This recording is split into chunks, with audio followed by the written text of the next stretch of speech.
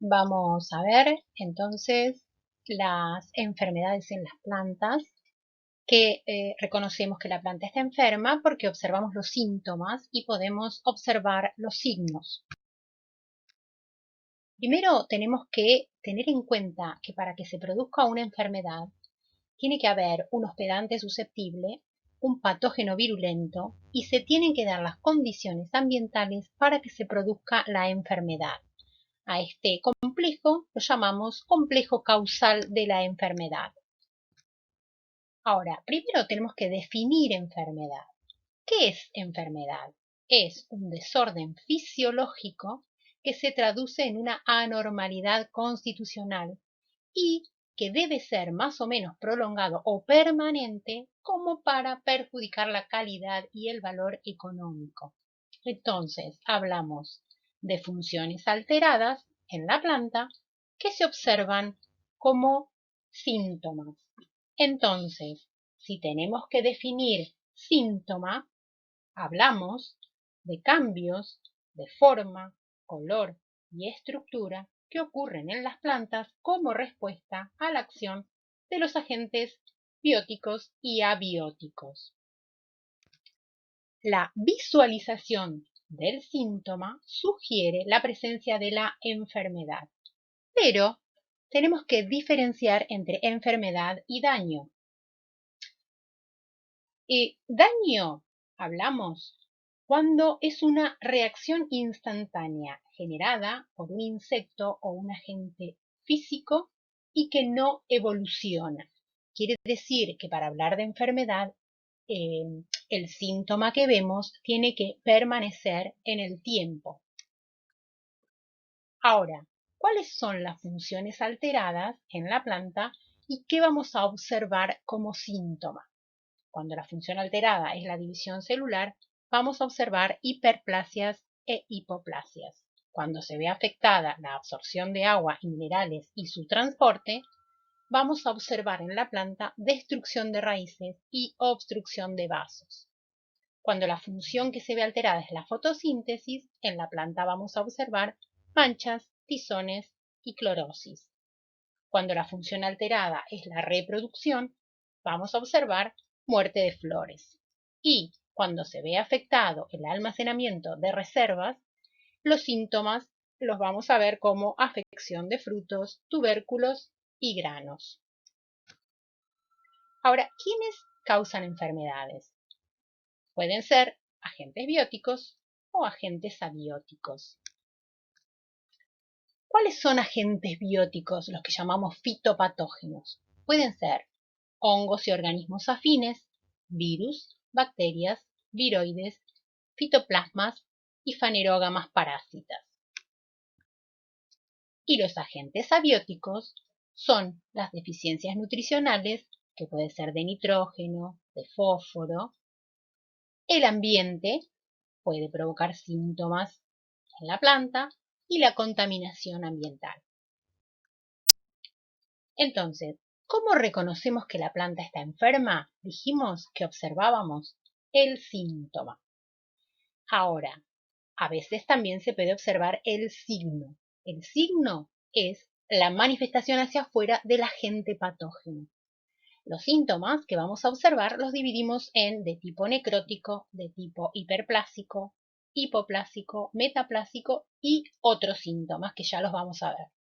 Y los signos, que hablamos que era la manifestación hacia el exterior del agente causal, en el caso de ser hongos hablamos de eflorescencias, pústulas, puntuaciones, basas carbonosas. Y en el caso de que el agente etiológico sea una bacteria, hablamos de zoogleas. Entonces, ahora vamos a ver algunos ejemplos de síntomas de tipo necrótico.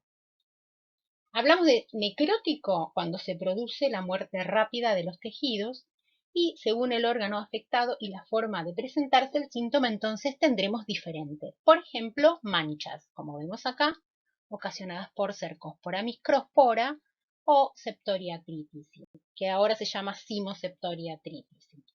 Las manchas son lesiones frecuentes en hojas y tallos, como estos ejemplos que observamos acá.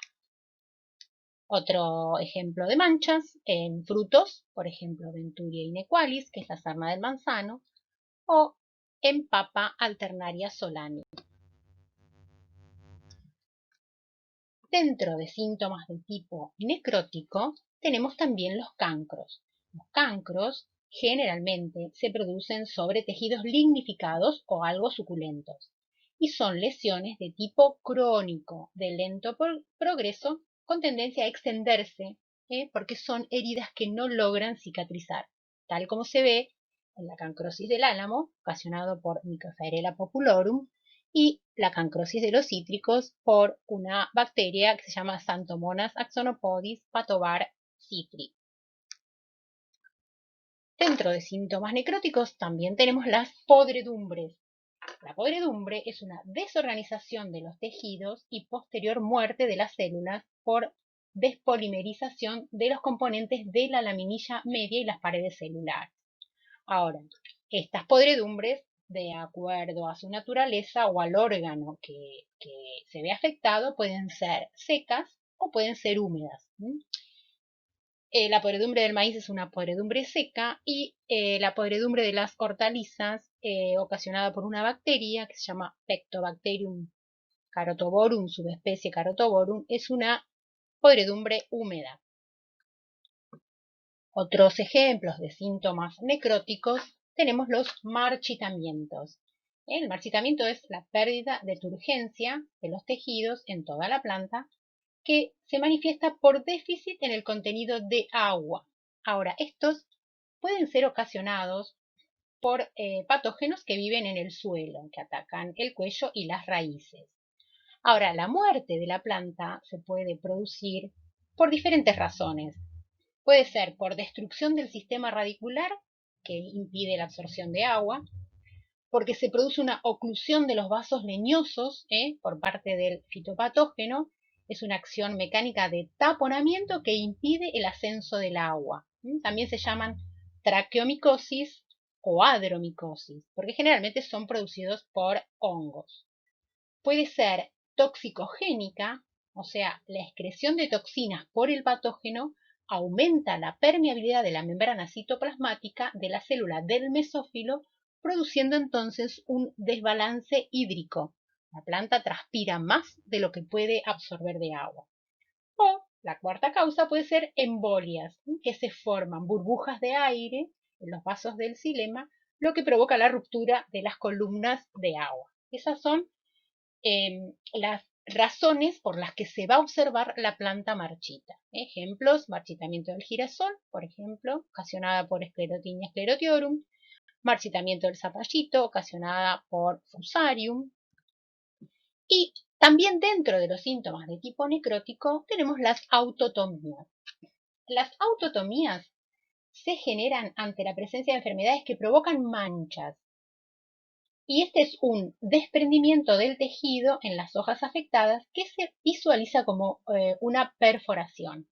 La planta lo que hace es intenta aislar el agente causal mediante la producción de suber. Entonces, finalmente el trozo muerto se desprende, por lo que entonces, si en el caso de la hoja queda cubierto de perforaciones, como si hubiera sido efecto de una perdigonada, tal como se observa en la cancrosis de los frutales de carozo y pepita, ocasionado por una bacteria Xanthomonas arboricola patovar fruni. Dentro de los síntomas de tipo necrótico, recuerden que los síntomas necróticos son aquellos en los que se produce la muerte rápida del tejido o del órgano afectado. Entonces, dentro de los síntomas necróticos tenemos la antracnosis.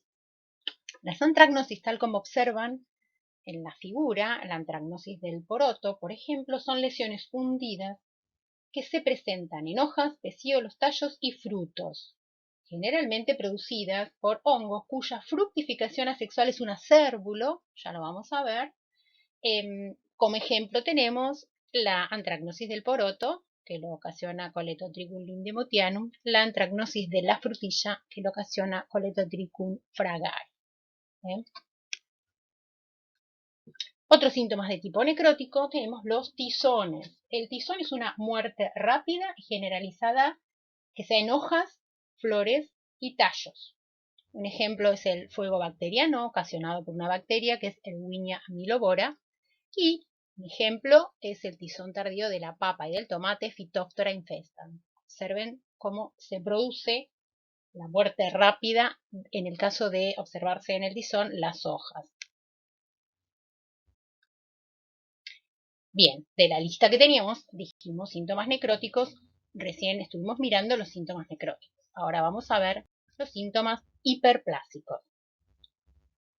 Los síntomas hiperplásicos consisten en el aumento del crecimiento del órgano afectado, resultando esto en deformaciones de parte o de la totalidad del órgano.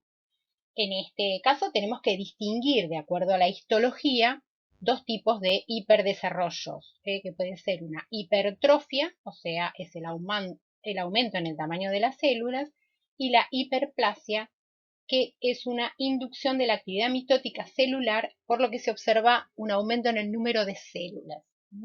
Ejemplos de síntomas hiperplásicos: tenemos el carbón o bolsa del maíz, ocasionado por Ustilagomyces, el torque del duraznero, ocasionado por Tafrina deformans, y la galla de la corona, ocasionada por Agrobacterium tumefaciens, que es una bacteria. Continuamos entonces con los síntomas de tipo hipoplásico. En estos casos se observa una disminución del tamaño del órgano, que se llama atrofia, o de todo el individuo, que sería el enanismo. También puede manifestarse como una disminución en el contenido de clorofila, como la que observamos en estas fotos. Por ejemplo, el mildiu de la vid, ocasionado por Plasmopara vitícola, o el Wanglombing, ocasionado por Candidatus liberobacter. Otros ejemplos de clorosis: el mosaico y los dibujos típicos de enfermedades ocasionadas por virus, anillos cloróticos, mosaico, atrofia, decíamos, por ejemplo, oído del manzano ocasionado por Podosfera leucotica. Cuando es de toda la planta se llama enanismo, dijimos, por ejemplo, una virosis. Ahí tenemos la planta sana y la planta con virosis. Pasamos ahora a los síntomas metaplásicos. En este caso son cambios que se producen en el contenido celular y generalmente se manifiestan por la aparición de coloraciones atípicas en la planta. Se produce la síntesis o aparición de sustancias que normalmente no existen o se hallan enmascaradas. Tal es el caso en Tafrina deformans, aparecen antocianinas y por eso se ve de ese color rojo. Recuerden también que en el torque, tal como se observa en la foto, se ven síntomas de tipo hiperplásico. Hay un crecimiento del mesófilo de la hoja. En el caso de la viruela de la selga y la remolacha, se observan síntomas metaplásicos. El agente causal es Cercospora betícola. Pasamos ahora a otros síntomas, como por ejemplo filodia.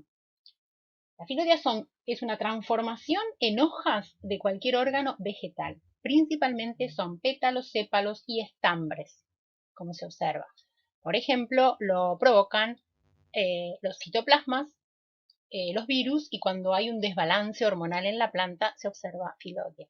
Otro ejemplo es el crazy top o panoja loca del maíz, ocasionado por Scleroptora macrospora. Otro síntoma, hablamos de epinastia, que es el curvamiento de la hoja o ramas hacia abajo debido al crecimiento diferencial en la cara superior de las hojas. Por ejemplo, la enfermedad holandesa del olmo, Ophiostoma ulmi, o cuando se utiliza efecto de un herbicida hormonal en soja, se observa epinastia. Otro síntoma es hiponastia. En ese caso, el curvamiento de las hojas es hacia arriba debido al mayor crecimiento de la parte inferior respecto a la superior en la hoja, tal como se observa en la foto. Otro síntoma es la proliferación, que es formación de yemas en un órgano donde normalmente no se producen. Por ejemplo, proliferación de raíces adventicias ocasionadas por Pseudomonas corrugata, que es una bacteria, o la escoba de brujas en abeto, que es la roya del abeto, ocasionada por Aesidium elatium. Otro síntoma es la fasciación, que es la transformación de un tallo u otro órgano en aplanado. Al hacer un corte transversal, se ve elíptico en vez de circular. Y un ejemplo es el Stolbur del tomate, que es un fitoplasma y es una fasciación de frutos y tallos. Otro síntoma es el ahilamiento, que digamos es un alargamiento anormal de entrenudos acompañado de clorosis. Se produce en cualquier vegetal cuando hay insuficiencia de luz. Muy bien, entonces ahora vamos a hablar de signos. Ejemplos, entonces dijimos que los signos son las estructuras del patógeno que suelen aparecer sobre la superficie de la planta. Algunos signos son visibles a simple vista, mientras que otros se deben observar al microscopio o con una lupa. Entonces tenemos los más frecuentes son las eflorescencias, que son a veces de diferentes coloraciones, pueden ser blanquecinas, como se observa acá, en el oído de las cucurbitáceas, ocasionado por Podosfera fusca, un poco más grisecito el tizón tardío de la papa y el tomate, se observa como signo de la enfermedad una eflorescencia. Otros signos son acompañan a la eflorescencia cuerpos de resistencia llamados esclerosios. Como se observa en las fotos, se ve el micelio blanco y esos cuerpos negros que responden a esclerosios. Tal es el ejemplo de la podredumbre blanca ocasionada por Sclerotinia sclerotiorum. Dijimos que la fluorescencia podía ser de distintos colores. Acá observamos sobre semillas Aspergillus flavus, mildius ocasionados por peronospora, podredumbre morena se observa como signo de fluorescencias, en la podredumbre del maíz también ocasionada por Fusarium verticilloides se observa como signo una eflorescencia. En el golpe blanco del trigo se observan esporodoquios, que es un conjunto de conidios del agente causal, que es Fusarium graminearum, su forma perfecta es Gibberella-Seae. Sobre la espiga, o sea, sobre el síntoma, se observan estos esporodoquios de colores rosas o anaranjados, que es un acúmulo de conidios del agente causal, que es Fusarium graminearum. Entonces, vimos eflorescencias, ahora vamos a ver como signo las pústulas. Las pústulas son características de las rollas. Generalmente se presentan como conjuntos de esporas de colores vivos. Pueden ser amarillas, anaranjadas, castaño rojizas. Es el signo típico de las rollas. Por ejemplo, la rolla de la soja, Phacopsora pachyrhizi, la roya negra del trigo, ocasionada por Puccinia graminis, la roya blanca de las crucíferas, que es Albugo candida. Entonces, otro tipo de signos son las puntuaciones. Las puntuaciones negras generalmente aparecen sobre manchas necróticas y corresponden a fructificaciones de diferentes hongos. Pueden ser acérbulos, peripecios, apotecios, que son estructuras de reproducción tanto asexual como sexual. Por ejemplo, macrofomina, Cimoseptoria tritici y Septoria apicola. Fíjense que las puntuaciones negras que dijimos corresponden a estructuras de reproducción tanto sexual como asexual están sobre la mancha que es de tipo necrótico.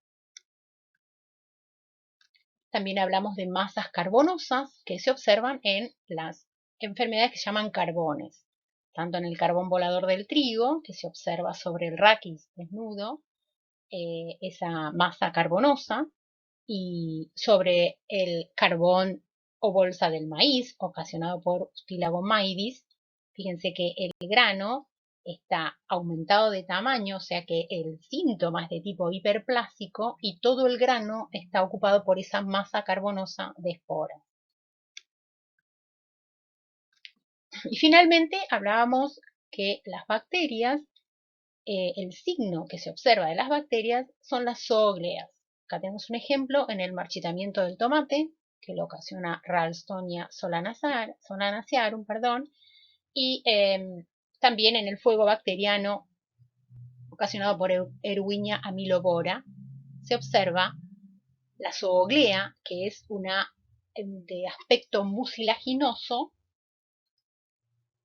que corresponde a células bacterianas. Entonces, terminaríamos con lo que son enfermedades bióticas. Ahora vamos a hablar un poquito de enfermedades abióticas. Dijimos que pueden ser ocasionadas por deficiencia, tanto de potasio, de sodio y de calcio. Acá ven algunas fotos, cómo se observa la planta. La planta se nota enferma y se observan síntomas. También puede ser no solo por deficiencia, sino también por efecto de la helada.